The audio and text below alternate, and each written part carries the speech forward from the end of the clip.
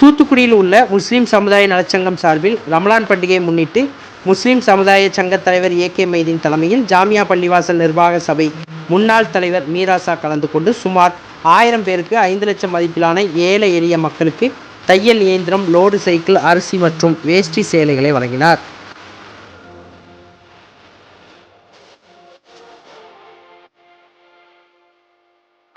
தூத்துக்குடியில் உள்ள முஸ்லிம் சமுதாய நலச்சங்கம் சார்பில் ஆண்டுதோறும் ஏழை எளிய மக்களுக்கு ரமலான் மாதத்தை முன்னிட்டு நலத்திட்ட உதவிகள் வழங்கப்படும். அந்த வகையில் 25வது ஆண்டாக முஸ்லிம் சமுதாய நலச்சங்கம் சார்பில் ஏழை எளிய மக்களுக்கு நலத்திட்ட வழங்கும் நிகழ்ச்சி தூத்துக்குடி தெற்கு புதுத்தெருவில் வைத்து நடைபெற்றது. இந்த நிகழ்ச்சிக்கு முஸ்லிம் சமுதாய நலச்சங்க தலைவர் ஏ.கே. மைதீன் தலைமை தாங்கினார். ஜாமியா பள்ளிவாசல் தலைமை இமாம் அப்துல் ஆலிம், இமாம் சதகத்துல்லா ஆகியோர் முன்னிலை வகித்தனர். அனைவரையும் சங்க செயலாளர் இப்ராஹிம் மூஷா வரவேற்று பேசினார். இந்த நிகழ்ச்சியில் ஜாமியா பள்ளிவாசல் நிர்வாக சபை முன்னாள் தலைவர் மீராசா, ஜாமியா பள்ளிவாசல் நிர்வாக சபை முன்னாள் செயலாளர் எம்.எஸ்.எஃப். ரஹ்மான், துணைத் தலைவர் முன்னாள் சாகுல் சிராஜுதீன், மாநில ஜமாத்துல் உலமா சபை மாநில பொருளாளர் அரசு ஹாஜி முஜிபுர் ரஹ்மான் உள்ளிட்டோர் கலந்து கொண்டு 1000 பேருக்கு சுமார் 5 லட்சம் மதிப்பிலான ஏழை எளிய மக்களுக்கு தையல் இயந்திரம், லோடு சைக்கிள், அரிசி, வேஷ்டி சேலை, கல்வி உதவித்தொகை, திருமண உதவித்தொகை என 500க்கும் மேற்பட்டவர்களுக்கு நலத்திட்ட உதவிகளை வழங்கினர்.